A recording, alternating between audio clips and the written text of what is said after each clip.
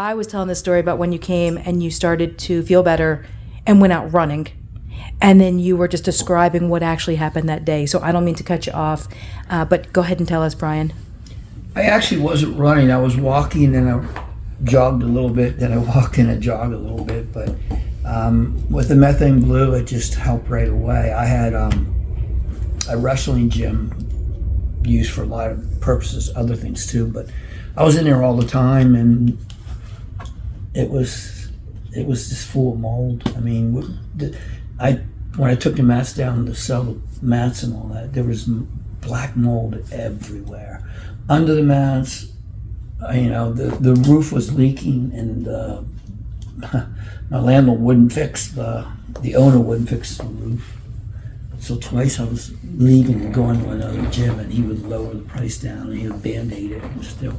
But anyway, that was the exposure, and we used the methylene blue down here. So it really helped with my head more than anything for me. It just, I don't know, it just really helped. I felt a big difference. Okay, I'm going to add something, because I think everybody that's watching this that has motor neuron disease is going to think, let me get methylene blue. And I would tell everybody, I have used methylene blue. We use it routinely. It has a very specific purpose. So the couple of things that you should know, anybody that's listening, well, number one, it is a contrast agent, right? So it's used surgically to make sure that things are patent. So it's been used for a long time. Thing number two, clinics that are watching this, be really careful. Unless it is treated properly, it routinely has heavy metals. So whether it's somebody that's trying to use it orally or clinics that are using it by IV, it is highly likely to contain lots of heavy metals, which will make people with motor neuron disease, and everybody else as well, very sick. Methylene blue has been shown in plenty of scientific data to reduce neuroinflammation. It is a redox agent, so it can improve electron transport. It is known as an antifungal. It's also antibacterial and has antiviral properties. In your case, Brian, you had been acutely poisoned by black mold. So for everybody that's listening, we ran a panel and found a number of infections and treated those infections. The starting point for us was antifungal. So what we needed was something that's antifungal, a known antifungal agent that can increase or improve mitochondrial function because it can redox, right, provide electrons, and that's known to reduce inflammation around the neurons, right? So for you, Brian, our perfect starting point. It was perfect. Yeah, because imagine, so now again, I remember when you called, and that's the story that you were telling, you were planning to sell the wrestling mats. You turned them over. They were covered with black mold. So here's a cautionary tale for everybody. You got on your hands and knees and scrubbed them down with bleach. I remember you telling me that story. Okay, I was bleeding. My knees, everything was just. I'm gonna bring this video close up to this man's face to say, this is the face of a man that can say, never, never come close to black mold, right? Because imagine. Never. You did that, you scrubbed the mats, and then shortly after, you developed your initial symptoms of motor neuron disease. What were those symptoms, and when did you develop them? See, this is difficult because I started drooling before that. And I started getting a little dizzy before, but after that situation, the muscle fasciculations really started, and I immediately started getting the muscle cramps and eventually muscle tremors. The other thing that I would tell everybody, we did not use methylene blue as a monotherapy. Instead, we knew that there was a degree of acute mold toxicity. We had tested, so we knew that there were a number of other infections. We started with an antifungal approach. Had we not treated the other infections, I don't think that you would have gotten better. What we did see when we treated for fungal, and that's the story that you were just telling, we saw some very impressive improvements very early on because you were so close to the time of that toxicity. And what I would say is we have plenty of people that have been sick for a long time that respond to treatment just as well. But one of the advantages, anybody that's watching this video, if your symptoms are recent onset, very definitely start treatment as quickly as you can, because I think one of the advantages that we had in your case, we have had so many recoveries at this point from ALS. The others were not in the same position, right? It wasn't acute exposure and then coming in. Certainly, however, by comparison, if we could get to somebody as quickly as possible, that would always be optimal. Okay, so then let me go back to you talking to us. Yeah, I just bring back memories. I was at my neurologist, and after he gave me the results, which he gave it, I was very upset. And I didn't like the way he delivered the results. But anyway, the results of what, Brian? The EMG. But Okay. anyway, as soon as I left that office, I said I'm never going back there again, because him and I ended up arguing, and I mean it got pretty heated. But Because he did the EMG, he diagnosed at that point or said, hey, we're suspicious of motor neuron disease or ALS? Yes. Okay. He threw up a lot of red flags and said, you got to come back here in 6 months. But I just didn't want to hear it anymore, because he said, we have drugs to treat this, and blah, blah, blah, blah. And I immediately went home, and that's when 2 days later, I think we were Zooming in no time. I didn't want to wait, because I knew it was snowballing, I guess. Say. I was really feeling bad. So just kind of talking about a treatment strategy, we started with the most acute exposure first. So let's say by comparison, we were talking to somebody that had recently had a tick bite. So Brian, you had multiple infections, including Lyme-related infections. The question is, where would we start?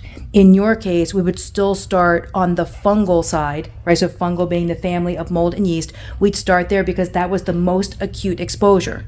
I don't believe the exposure to black mold would necessarily cause ALS in an individual. However, you take somebody that has lots of other chronic low-level infections, at some point it's like the last straw. And so that for us as a team starts to create a starting point. If it was a chemical, let's say somebody professionally has been exposed to lots of pesticide, or let's say that we do a test and we see high levels of certain chemicals. For some people, we may wind up starting there. Let's say it's a heavy metal and that metal looks to be involved with an infection that's replicating. We might start there. In your case, we started on the fungal side because it was the most recent exposure leading up to a lot of worsening of your symptoms. And then from there, sequenced out other infections, treated them kind of one by one, continued to use an antifungal strategy that included methylene blue, was not exclusive to methylene blue. A common question that I get from people, can I just use methylene blue orally? We have not found that dosing is effective, right? So for a lot of people that are using methylene blue as an oral pill, just know we have not found that to be effective in regards of providing redox mitochondrially, right? There may be other things that it can do, improve focus, concentration as an example, but as far as treating these infections, we haven't found that. We used, during the time together, lots of peptides. We talked yesterday, so one of the common questions from people when they call or when they're coming in here, supplements, and there were a couple of supplements that we used in your case because of your progression, because of your symptoms, and because of your response to them. So we put on a sustained release caffeine that included a group of nutrients to try and get them into the muscle faster. And we paired that up with a combination amino acid powder in order to kind of restore muscle health and function. And to this day, so here we are 3 years later, you're still using those. Oh yeah, I wouldn't stop. Yep, I wouldn't stop using them. Yeah. They definitely help. Yeah. Tell us the process. I know it's a painful one.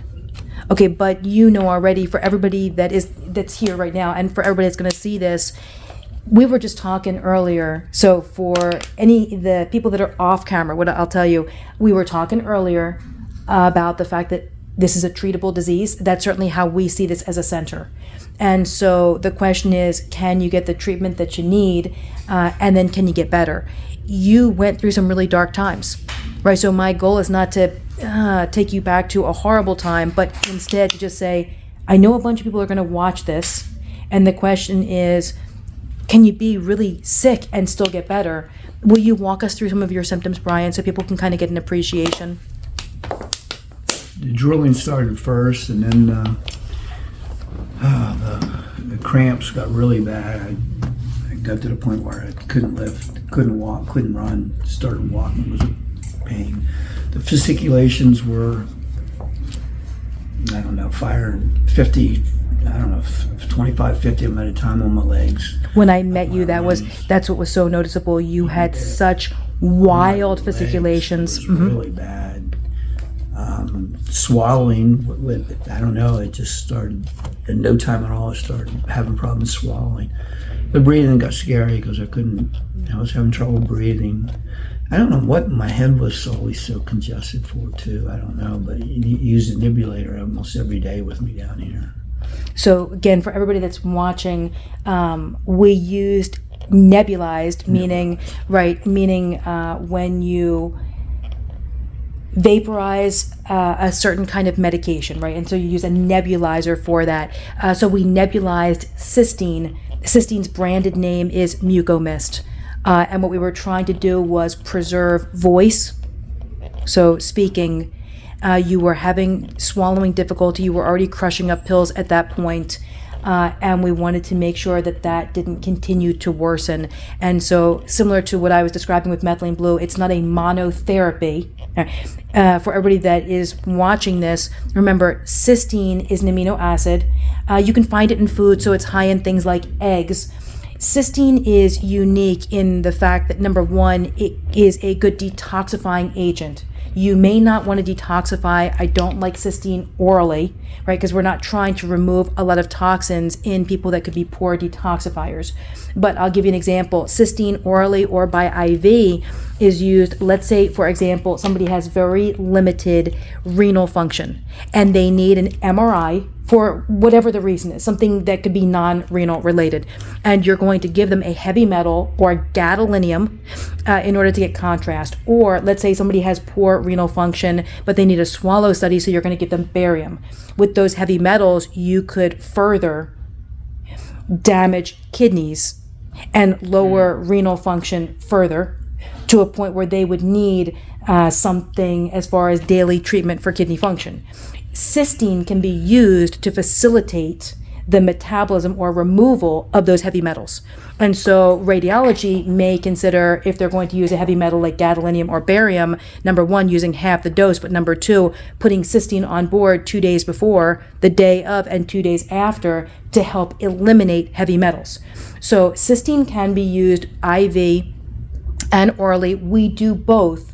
In your case, Brian, again, we didn't want to use high dose and we did not want to use it systemically because we didn't want to start a detoxification process. We did want to clear the airway. Again, this thing is referred to as mucomist.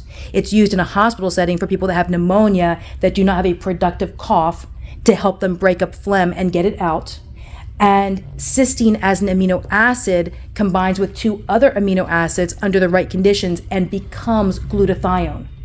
So looking for an antioxidant, I personally do not love the idea of using glutathione in people with motor neuron disease because we have seen a disproportionately high number of people that have ALS that have a deletion in their glutathione transferase enzyme, meaning they are not activating glutathione appropriately. And so in that case, you can become toxic from glutathione. Using the amino acid, a body can decide for itself, do I want to make this into glutathione or not? And so, daily we put cysteine on board in combination, again, with a number of other treatments, including methylene blue. Part of that treatment was antifungal. Part of that treatment, and remember, methylene blue extends as well to other pathogens. It has been shown to be antiviral and antibacterial, so it was a good starting point for us. It gave us a redox to kind of support mitochondria. We put a number of other mitochondrial treatments on board, and we nebulized cysteine daily because you'd already had the changes in your swallowing, your speaking, and your airway. Okay, so now tell us what happened next as far as symptoms. I just got really weak, and it eventually got to the point where it was getting tough to walk. the scary part. And I was here, and I tried to walk over to across the street to go sit down over there at that restaurant and eat a salad, and I struggled to get over there. It was rough. By the end of the end of the 3 weeks, though, I only did the methylene blue a couple times, so I don't know. I just wish I could have done it more. I just didn't have the money. But when I left here, I was having issues with walking again. I don't know. I was struggling again. I had doc shoot the peptides in my muscles to be able to make it through the airport to get back home. So I was really scared. So those injections, for everybody that's watching, that was one of the first things I started. Glutamine, arginine, carnitine, so the acronym GAC. We've modified it multiple times, primarily as far as pH and the ratio. Amino acid injections in the muscle do not reverse this disease. So for everybody that's listening, but they can offer some additional support to the muscle while we're working on the real underlying problem and the nerve damage. And so, I remember you would come on your own. Our concern was making sure that you were safe getting home and getting through an airport. And so using kind of a short-term approach that can help deliver key nutrients to muscles and do it in a localized fashion was useful.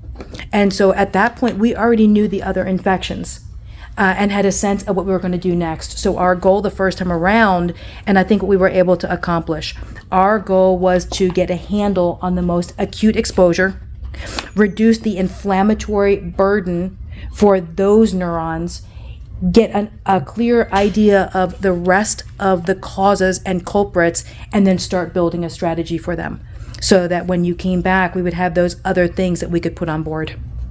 Yeah, I came back twice for SOT treatments, and I really talked to Kyle down here. I've been through this, but I really wanted to get a handle on my gut issues too. Just I just knew the nutrients weren't getting where they were supposed to be getting. And I ate pretty good too, though. I was lacking in certain things I didn't realize I was lacking in really bad. And you said when we saw the panel, this is common with people in ALS, certain things that I was missing.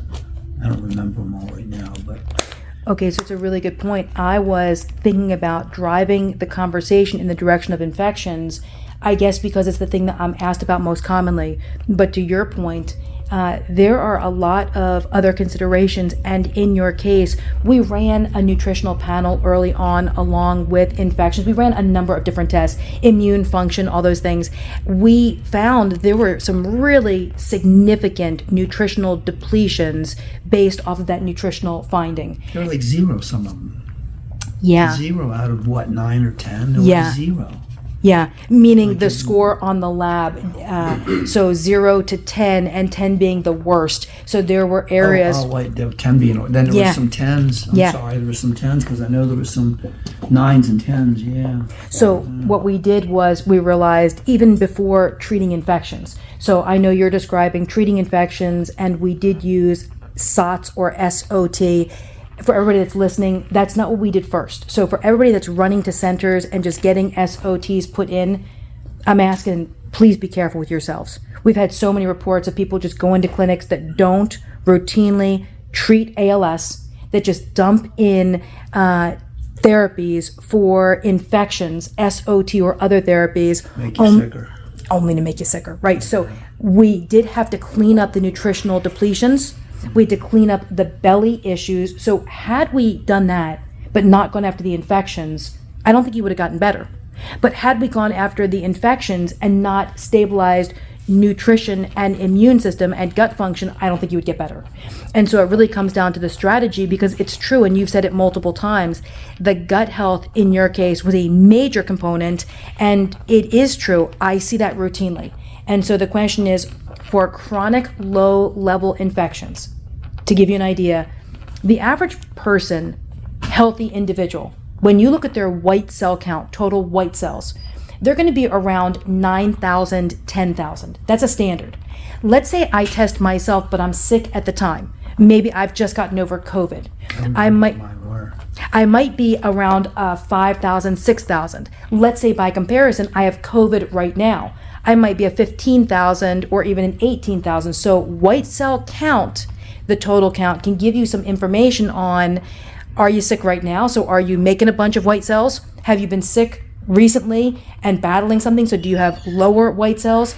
Routinely, with people that have ALS, the standard numbers that we see between 4,000 and 6,000. So first, Brian, I appreciate you giving me the time to have this conversation, because a lot of this information, it's never really out there. I don't have an opportunity or a reason to have this explanation or have this discussion, but because we're talking about it, hopefully this information is useful for people, and this gives me the perfect time to address it. So what we normally see in people that have ALS, 4,000 to 6,000, that's the most common. Mine was lower. Yours was lower, and we've seen 2,000, we've seen 3,000, 3.2. It was 3.2, I remember. Wow. So what we know that we're looking at is chronic low-level infections, right? Damaging and distracting the immune system, which allows other opportunistic infections just to reactivate almost at will on our side. So for anybody that's trying to figure out what are we running, we'll normally do a full T cell map so we can see CD4s, CD8s. We can differentiate between helpers and, by comparison, cytotoxic killers. We'll look for complements like 56 or 16. So again, for anybody that's listening that's trying to figure out what do you need to do, we'll normally run number 1, inflammatory cytokines, to see who the leader of this whole thing is. Is it interleukin 6 mediated? Is it interleukin 8? Where are interleukin 2 and 4? Where is VEGF, or vascular endothelial growth factor? We'll then run out a white cell population to really understand. I agree. What were you? You were 3.2, exactly. I remember 3.2, exactly. right? So somebody that's dealing with chronic low-level infections. And so on the nutrition side, and circling back to that, the question is, how does somebody get to such poor nutrition? Well, the answer, imagine you're powering up an immune system day after day so it can go after infections. So you're going to see two things.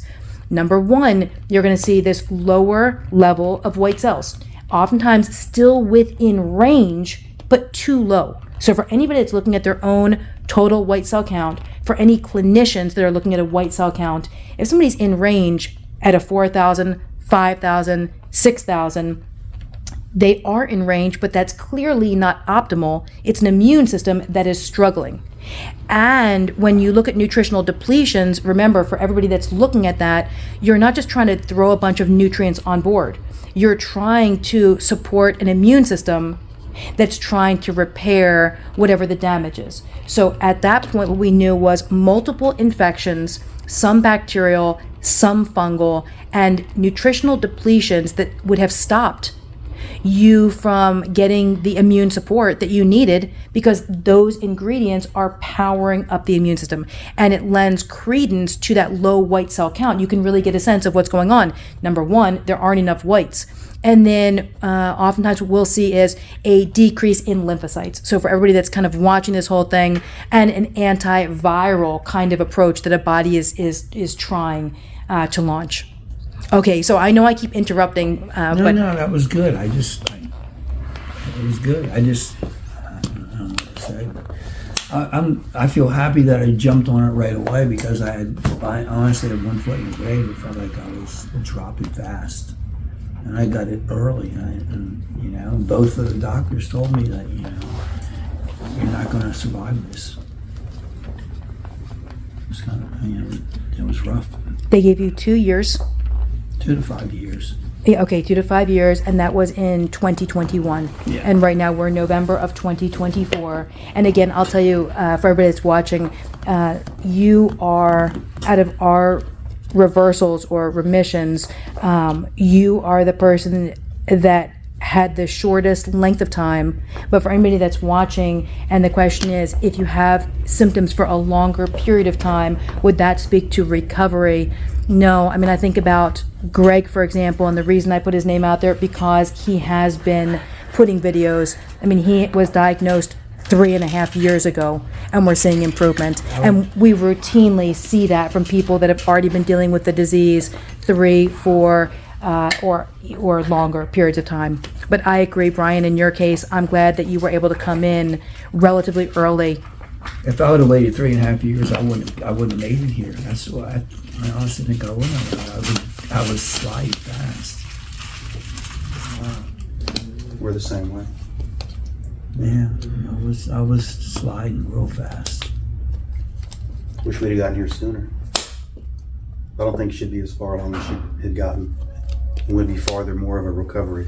I really researched this, and I just, in my opinion, and I know I'm not a doctor and I'm not near as smart as Amy, but I really think that nutritional panel stuff was really important, because I knew I sat down here and I took the panel and I compared it to all the foods that I like, and I figured out the ones that are going to target exactly what I needed, and I stuck with them. Even if I didn't like, I had really 10, but 5 that I targeted and I ate every single day. I mean, I didn't eat a grain of sugar or any of that stuff, ultra processed food. I cut everything out. I just completely, I hated it. I hated it the first month, first couple of weeks, and I started enjoying food afterwards. Mm-hmm. I was a sugar addict. I just needed sugar all the time. I agree. You were super compliant, and that was key. Should I take the camera and show everybody who you are? Okay, guys, I wasn't sure. Let me introduce you to Linda and Anthony. So what happened was Brian came in today. For me, it's really important that anybody that's trying to get better can see the ability to get there. And so when Brian came in, my question was, hey, would you mind coming on over? Linda is just working through the process. Can we talk? So now I'm going to bring the camera over. Usually I video, vertically rather than horizontally, so I can get everybody in. I did not start that way, and so I realized for everybody that's listening, this is going to be an ugly video. I'm aware, but nonetheless, okay, so let me introduce everybody to Linda and Anthony. So here's Linda. Hi. And then her husband, Anthony. I'm going to come back a little bit so I can get you both in the frame, but I want to be able to hear what you guys, I can't. Linda's point, and then I'll let you guys talk about it. You've done a couple of videos, Linda, and when you came in, similar to where you were, Brian, you were having some very significant and very rapid progression. Okay, here's where we are now, everybody. We look to have controlled, slowed, and getting close to stopped progression a couple of months ago. What we're working on at this point is trying to recover voice. So just for everybody that's listening, let me be clear, we cannot pick a location and make that come back. Okay, but we've already been doing the heavy lifting on controlling infections. Just like Brian, we ran labs to get a better understanding of what's going on, and now we're working through a strategy. For anybody that wants protocols, what I would tell you, there aren't, otherwise we would publish them. What we did with Brian is completely different than what we're doing with Linda, because the causes both have the same symptom or diagnosis or acronym, however you want to look at it. Both had upper and lower motor neuron disease. So both have the acronym diagnosis of ALS. It's a symptom. They have it for 2 very different reasons. And so, number one, testing, which is what you were talking about, Brian, to figure out what is going on, and then strategizing. In your case, Brian, because of the acute toxicity that had happened just prior to coming, we started fungal. Linda, in your case, as an example, we've seen some very impressive improvements, but we have not gone down the approach of fungal. We have not used the same peptides, for example, that we used in Brian. We have not used the same strategy. Okay, so now let me switch and open it up to the 2 of you. Again, I'm going to try and say, I don't have a great way. Okay, that's about as close as I can get the 2 of you in here. Thanks, Anthony. All right, tell us, give us your background. Tell us what you think people would want to know more information about. Linda's first symptoms were her speech. She felt like she was slurring her words, and it started slow, and it just got a little worse over time. It eventually got to the point where it was difficult for a lot of people to understand her at work. And then at the time, her diagnosis from neurologists was just like a bulbar palsy, right? Because she didn't have any effects anywhere else. EMG testing was like negative. They really didn't find anything. And then it was a little while later started to affect her ability to walk. We even had a second neurologist, second opinion, and his EMG testing was kind of the same way. It really didn't find anything. And both of them were really, they weren't like, aha, yes, you have ALS. It was kind of like, well, if we have to call it something, I guess we'll call it ALS. That's exactly. Yeah. That's happened for you, Brian. Oh my goodness. Yes. So, and eventually it started to affect her ability to walk, Oh my goodness. her stability, breathing. Through the testing for breathing, were showing it was starting to decrease. So, through social media, we found the BodyScience, and we reached out to Amy, did our Zoom call with Amy, and we ordered testing, did all the testing, and then made arrangements to come here. Now, her panels showed high levels of, well, she had an active EBV and an active CMV, and also had some other environmental exposures. Oh, her Lyme, there was an active Lyme also, and high levels of methylhydrochloric acid and perchlorates. Didn't know where any of that was coming from. I'll jump in just to tell you, our second reversal for ALS, that was Maris, that was perchlorate related. And so it was a similar model, perchlorate toxicity. So we tested, we confirmed it, right, with recent reactivation of Epstein-Barr. So for anybody that's watching and just trying to get a sense of patterns, that was something that we'd already seen. It was something that we'd already corrected and already watched somebody who had ALS diagnosis and clinical symptoms who'd already gotten better. And so the herpetic reactivations, CMV, EBV, in combination, Linda, with your tick-borne, it was Borrelia burgdorferi, I believe that there were some others as well, and perchlorate. And for anybody that's watching, perchlorates are a key in this, but perfluorates are as well.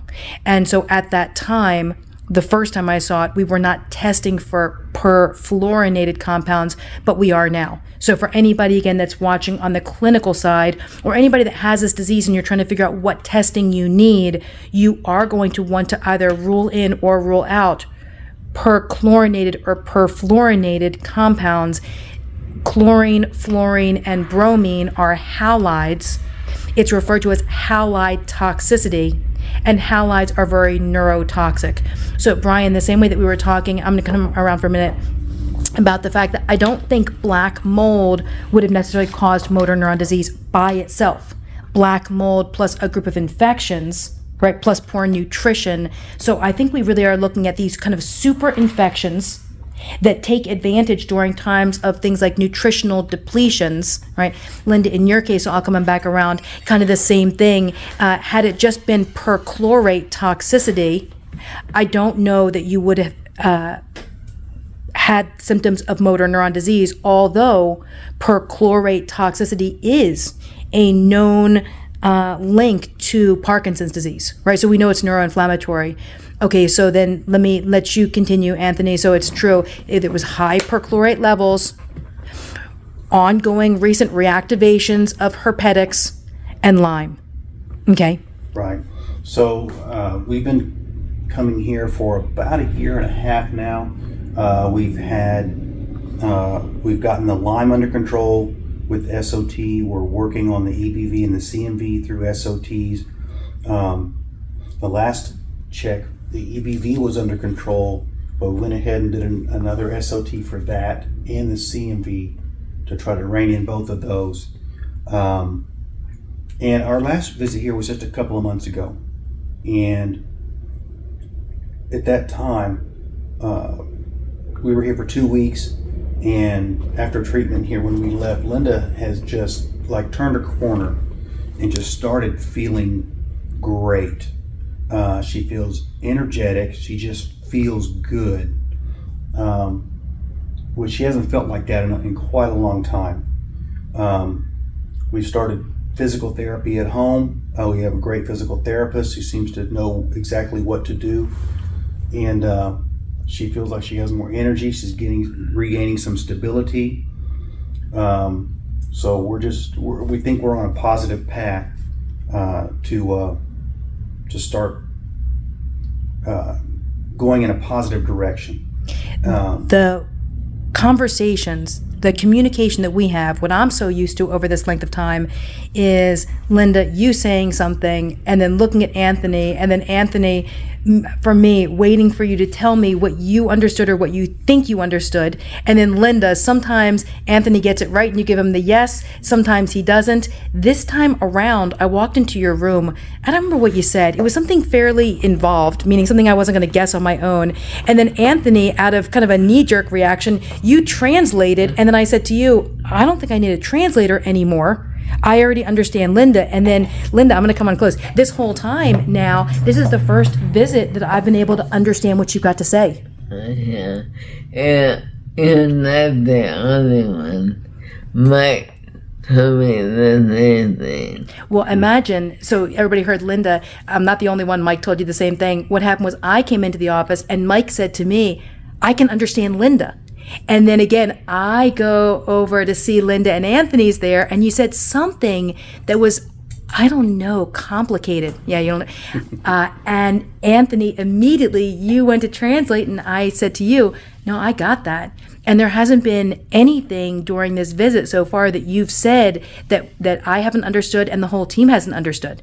So we are, for the first time, in a position where your voice is becoming legible again. Yeah. He sure is. And I've heard the Yeah. She said this morning on the way here, she said, I feel tired today, just today. And it could be because, we traveled here and we're not at home, and we're, you sleep in a hotel. It's just, you're up and sleeping awake all night long, back and forth.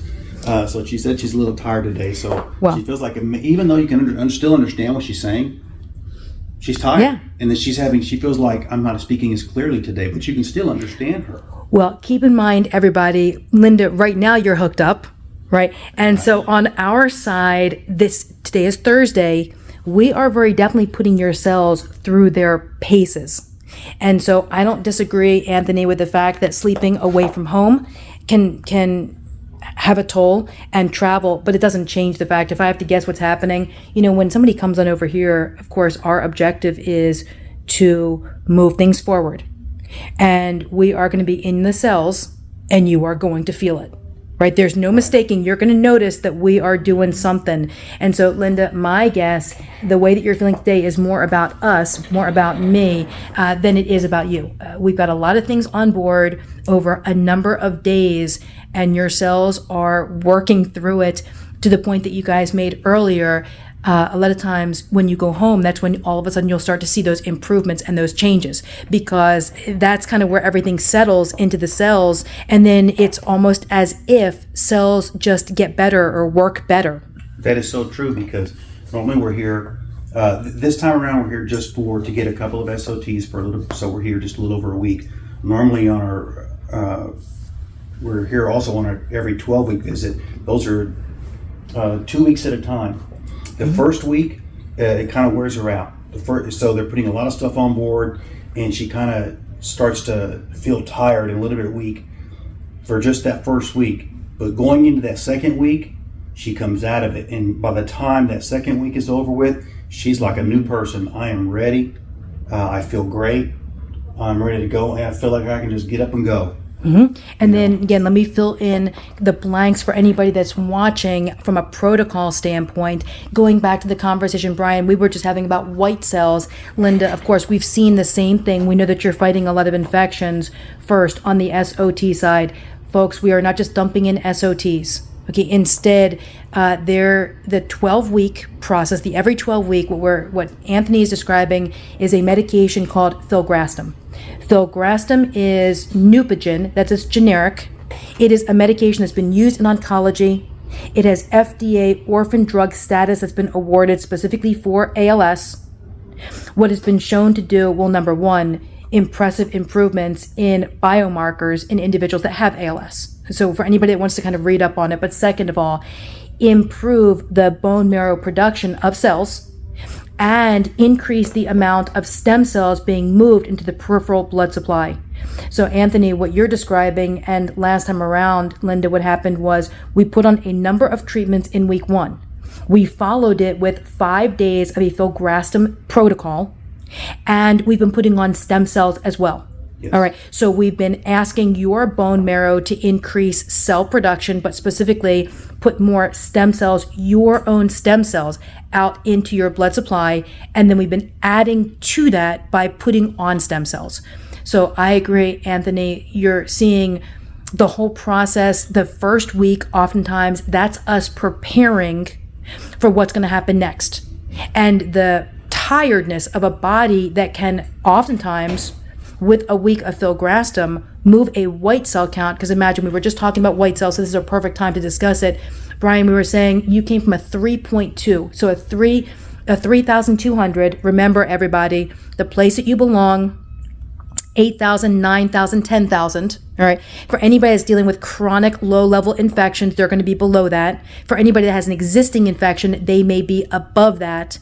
Just to give you an idea of Filgrastim, it would not be unusual to start on a Monday and have a white cell count, maybe 5,000, 6,000 for people that have motor neuron disease, and by the end of the week have about a 25,000. Okay, one thing I would say again, remember for everybody that's watching, do not just throw on Filgrastim. Right? And do not just throw on SOTs, and do not just throw on stem cells or methylene blue, right? So again, the process is, can you get a sense of where the immune system is, where it is as far as its ability to control infections? Remember, you had these infections probably for decades, right? Certainly EBV, Epstein-Barr, and CMV, these are not likely new infections. They now most likely reactivate frequently because an immune system that can't watch them and be vigilant from an immune surveillance standpoint. So the question is not whether or not you could put in SOTs. That'd be a horrible idea because you're dealing with an immune system that's already limited in immune surveillance. And so the question is, can you restore an immune? So Brian, on your side, the nutritional depletions, right? Linda, on your side, actually building an immune system and putting in stem cells, and then can you go after infections? Right. So last time around, and again, Anthony, what you're describing is by the time we're done with that process, whether it's 1 week, 2 weeks, and again, to your point, Filgrastim is every 12 weeks times 4, or at least that's the clinical trial, right, for motor neuron, or the studies for motor neuron. And so that's traditionally in motor neuron what you'd expect to do.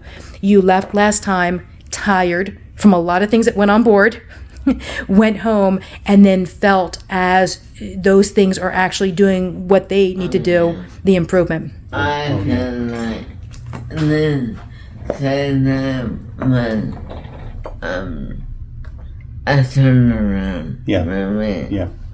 Third time was the turnaround. Like we're turning a corner now with all the therapies and treatment that we've gotten. To put it a little more in perspective, Linda's issues started in 2018, maybe as early as 2017, with the diagnosis, the first diagnosis of ALS being in January of 21. Started coming here May of 22. Is that correct? I think. Yeah. I feel like it was 23. 23. Yeah, exactly. May of 23. May of 23. And so here we are, the end of 2024, and it's like we have control, and we feel like we're at the point now where we're about to turn that corner, and at least be able to maintain where we are and start working on the improvements. Yeah. We spoke this morning, and the reason that we're all together, and Brian, I'm so glad that we're having the conversation with you here. Linda, what I said this morning, look, I am super happy with the fact that we have disease control. I'm super happy that you can use a word like turnaround. So I would never have understood that before, but it doesn't change. That does not make me happy. I don't feel like you're in this position and this is where we need to be. I feel like we need to be where Brian is, right? And then Brian, I'll come back over to you. And the reason, just to kind of get your opinion on this, I remember when you were kind of in the same place as Linda, which was stable or stabilizing, starting to get better. I mean, it took you from the time that you started to show significant improvement, I think, and this is me asking you, not telling you, so that you can kind of give me your take on it. It took about a year for you really to then have that turnaround and recovery. The length of time that it takes, who knows, nerves to heal, muscles to heal, nutrition to heal, an immune system to heal, infections to get under control. It's hard to know what's happening over that length of time. But what we typically see when people first come in, number one, we're gonna have to figure out what the heck is going on. So you are two different people, two totally different causes, two totally different treatments. So the first part on our side is the strategy for everybody that's out there. Make sure you've got a good strategist. Okay, the number one priority, use testing to get clear on what the most likely causes are. And then once we get to a point of stability, or even before that, just slowing down progression, right? Because for both of you, what we had at the beginning, just wild progression, wild, uncontrolled progression. Okay, at that point, what we're looking to do is try different things based on the test results that we have, using a pretty good hypothesis about what we think, right?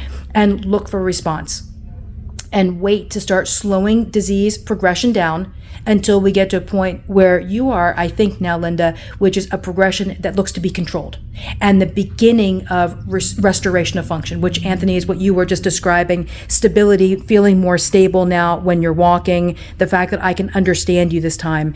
And the place that we need to be, and that's where I was telling you this morning, is, Brian, where you are at this point, which is something that is in part based on, I expect, what we're doing here, but as well, even perhaps a larger part resulting from what you're doing at home. So going back to clean diet and being really careful with yourself, and as well allowing a certain amount of time for healing. Because I don't know that second part, the real recovery that's going to take place, I'm not sure that gets rushed. Not because all of us don't want that to be the case, but because it is going to take a certain period of time. So in your case, Brian, that was more or less a year of being in Linda's position. You can see improvements, and what I would tell everybody that's listening, the improvements are a yo-yo, and mentally it's a very difficult place to be. You'll sometimes see improvements and then you'll see a backslide. When we test people, oftentimes backslides or worsening of symptoms is the result of a reactivation of a herpes virus, right? So even though we can use therapies that are antiviral, whether it's an SOT or actual antivirals, we are looking to control the infection, but not eradicate it. Not because we don't want to, but because those infections are so common in the population. Even if it was eradicated, given the fact that they are so communicable, chances are you would get it again, right? From people in your family, from somebody just outside. I mean, think about Epstein-Barr or mononucleosis. We're talking about the kissing virus, right? And so again, it's so easy to get. We're not trying to eradicate it, again, not because we don't want to, just because they're so communicable, chances are you would get it again. The goal is to bring down the total inflammatory burden between chemicals and infections enough that your immune system can now get control, which is where it was prior to your onset of symptoms, right? Chances are you had these same infections. And then there was that last trigger. You know, again, Brian, in your case, probably that black mold that was the final trigger. As far as an immune system getting control again, I think it is going to take about a year. And I think, Brian, to your, not just your credit, but the fact that you are a recovery, I think that's largely a result that you were very focused and serious about spending that time being extraordinarily focused on your nutrition, on your gut health, and on taking care of yourself. I laid around, yeah. It's funny, I just get chills over my body because you talked about slurring, and that was something I was developing too. I really started to slur my words. I forgot all about it. I mean, I talk normal now, but I was slurring, I remember. I remember. So when you and I spoke, We have plenty of people where we will make the recommendation if they've got rapid weight loss or they don't have weight control, that we will make the recommendation of a feeding tube. And when an airway is compromised, we will have a conversation about securing an airway. And even though I recognize those conversations are scary and hard to have, worse would be not surviving an episode if a recovery is possible. But in your case, Brian, I remember the room at the front. We were in that room and you said to me, hey, I'm thinking about getting a feeding tube and I'm thinking about getting a trach. And in your case, I said, please do not do that. Okay, so even though for a lot of other situations, the response may be different, I remember saying to you, Brian, hang tight. We are pretty close. Okay, so I'm not asking that you make a decision for an indefinite period of time, but I am asking right now, do not do anything. Don't get a feeding tube, don't get a trach, because in your case, I think we are seeing a turnaround, and those decisions could be made or changed at any point. But today, right now, I think you are going to recover. We're already seeing the signs. We were running labs. We could see the improvements in the infections. We could see the improvements in immune function. We could see improvements in things like biomarkers. And so I think as well about what would have ordinarily happened at that point. So I remember your speech was slurred. You were not really able to swallow pills any longer, and you were getting really scared about that. And breathing was unpredictable. I forgot about that too. I just want to block it out. I remember asking you.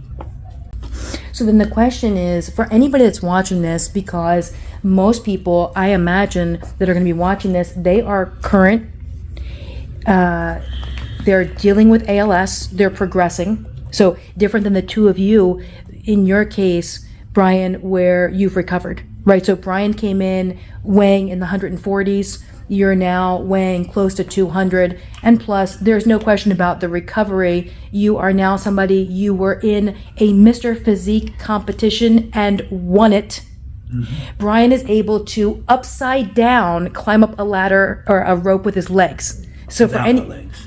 Okay, without your legs. Oh, Just good. my arms. So for anybody that's wondering, what does a recovery look like, right? It looks like a full recovery. And Linda, and I'll come on around to you and Anthony, in your case, the first step in that whole thing is just slowing down and ultimately stopping progression to a point where now we can start to see improved function. My question, because again, I think the majority of people that are going to watch this, my hope, clinicians that are looking to treat, and with this kind of information, will start treating. But also, I think lots of people like yourselves that have been dealing with motor neuron disease and aren't quite sure what the heck to do. And the two of you are in an interesting position, right? Because you are getting better. Is there anything that you want to say to those folks? I would tell you from my vantage point, here's what I want to say. You guys, this is a treatable disorder. There's hardly a week that goes by, and I'm talking about we started in 2019. I don't remember the last week where we didn't see improvements in this clinic. And in general, it's 3 people. That was this week. We had 3 people that came in this week with improvements, and you came in as well, Brian, as a recovery. And so what I want to say to everybody is find a strategist. Start getting clear testing. Don't start things without having a full strategy of what you're going to do next. And then be especially committed. I'm not suggesting that people are not. I am suggesting it's a long road. It's a scary road, and it can be hard to stay committed because of how scary it is. But again, for anybody that's watching, you are looking at 2 people that have gone down that road in spite of all the scary. And that, I know, Brian, is what we're seeing on your side, like how horribly scary it was. And I remember those times, you know, seeing you. And same, Linda, there was a period of time, I'll come back over, where you came shortly after the beginning, and you were rapidly progressing. And in spite of what we started with, you were still rapidly progressing. And I remember saying to you, listen, it's going to take a little bit of time because we're going to have to go kind of one infection, one problem after the next. We'll get there, but it's going to take some time. My question for you guys, as we kind of wrap up the video, is there anything else that the 3 of you feel is important and should not be overlooked. Yeah, I apologize about my tears, but I guess they're tears of joy. But my son, no, I can't do this. Okay, let me help. About the fact that you were feeling like you wanted to give up? Yeah. Tell us. I felt bad. I can't do. Okay, well, so Yes, go ahead. okay, I'll tell everybody not your story, but here's what I will say, because we were talking about this yesterday. The question is, what's the common link between people that come to this clinic for this kind of approach? I would tell you what I think. It was what we were talking about yesterday. It's not the fact that you share the symptom of ALS. That's not what this is. It's the fact that people that come here are fighters. I'm not suggesting that people that don't come here are not fighters. I am suggesting if you're not a fighter, you're not going to get through this disease. And so what I do find is a predictive indicator of whether or not, as a team, we think somebody's going to get better, personality even before this disease. If you are the kind of person before you get sick with ALS that has always been a fighter, whatever comes up, your thing is like, okay, this is hard, but one baby step after the other, I'll get through it. Then you have a shot at getting to the other side of this. And by comparison, if you are somebody that doesn't handle difficult situations, doesn't have stress tolerance, and just climbs into bed when something bad happens, and I'm not suggesting that that's a good thing or bad thing, I am suggesting you are probably not the person that's going to come here. And it is unlikely that you're going to get through this, right? So I just see Linda's... So the You had to have a positive attitude. You had to take yourself to find it. So here's what I would say. I agree you have to have a positive attitude and want to fight it. But even on the dark times, you just have to be able to continue to see yourself getting better even during the darkest times, right? So to your point, you have to be a fighter. You have to have a positive attitude. You have to know that you're going to get through this. And so the question is, what do you do when it's so hard to see the other side? We put a video up of Maris, who in the process of having ALS started thinking about how he may want to end his life, right? And the exercise that he used, which was sunflower seeds and positive mantras. Everybody that's watching this has to know that the two of you have gone through really difficult times, right? So anybody that is watching this, I can imagine you have as well, but that's just the process. Brian, there was a point where you thought to throw your hands up. My son told me that if anybody could beat this, I could. He said other words too, but they really hit home. You're a fighter. And so again, the common denominator of people that get better, I think, whether you come here or you try and do it yourself or you go to another clinic. Okay, the people that have the best shot at recovering, it's because you have that never give up. Determination. I love that word. That's exactly. It's the determination of knowing even on bad days. So the common denominator that I see when people come on over here, and it's kind of funny. I'm gonna come on over, Linda. It's kind of funny, right? Because you meet other people over here, and it's almost an instant friendship.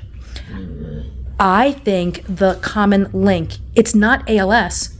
It's that everybody is a fighter. So fighters immediately find friendship with other fighters. It's like everybody that's here is wired the same, which is you've already dealt with other problems, whatever they are, and you've gotten through them. This is a problem. It's a big bad one, but it doesn't change as a fighter what you do, which is you just keep fighting. Mm-hmm. And so, yeah, Brian, I'm going to come on back over. I remember you were telling me that story. That was you at a time where breathing was difficult, swallowing was difficult, drooling was a daily event. I just needed it at that time. He just really helped me. He doesn't realize how much he helped me, but he helped me. So your son came to you and he's like, look, Dad, you're a fighter. You could do this, right? And that gave you the opportunity to get your legs back under yourself, see what your big picture was, take a deep breath and keep going. And everybody that's watching, I agree as far as something to leave everybody with. I'm good. It's fighters fight. You just got to keep fighting. Fight or flight. Yeah. It's your son, fighters fight. You're a fighter. And so even though this is a fight of a lifetime, you got to just keep fighting through it. I'm glad that you shared that. Linda, anything that you want to say before I wrap up the video? There's no pressure. You guys don't have to say anything. I didn't want to end the video without at least giving you an opportunity if there was anything. I want to say that anyone out there that had the means to come here, do it. Just do it. Amy is fine for you. Amy is fine for us. That's right. Thanks for Amy is fighting for us, you know, and it's not. You have to stay positive, and family support is key to that. It's not going to happen overnight, but you got to fight through it, and you got to keep pushing. You're going to have ups and downs, just like when Amy said earlier. You're going to have backslides, but you just got to keep pushing forward, stay positive, and you keep that faith and push through it, and you can do it. It is doable. You can beat this. Well, you guys know on my side, there's nothing as a center that we wouldn't do, like to try and do for you. So just know the same way that everybody kind of comes over here and finds your footing because you're fighters, as a team, holy cow, if ever there were a team of fighters, it is like the crew at this clinic. And so I agree, just know if you're committed to come on over here, we are 100% committed as well to do everything at least in our power to get you better. I don't know how you do all you do. It's just so much. Well, It's listen, amazing. I am hoping that this video helps a lot of people. I think it will. I think we were effective at coming up with a strategy of what we do. I'm hoping this stops people from just throwing random treatments on board, because that rarely, if ever, helps. I'm hoping that this gives people a perspective of the mindset of others that are going through this and finding their way through. And I'm hoping it gives a lot of good ideas and suggestions about how to make your way through this disease. On my side, I can't thank you guys enough. I had not planned this. Instead, what happened, we came into the room because, Brian, I wanted you to have the chance to meet with Linda and Anthony. And the reason is because you guys are still battling this whole thing. So seeing somebody that's gotten through the other side is helpful. And then I realized, well, because Brian, you were telling your story, let's video it. For anybody that wants to kind of get a sense, especially because we promised the other day when we did our first video that we'd get back with more information. Thank you, Linda and Anthony, for participating as well. I think, again, this is going to be, I hope, useful for a lot of people navigating the same. And for everybody that's out there, just hang in there, right? Here's my question. I know it's a serious and tough time. Too serious for muscles? Too serious for muscles? No, I don't. Come on, let's see it. Let's see what ALS recovery looks like. One more time. Coach, come on, Coach Brian. Right? And then look at Linda. Linda's got her. Anthony, let me see it. Totally. For Coach Brian, absolutely. Okay, thank you guys.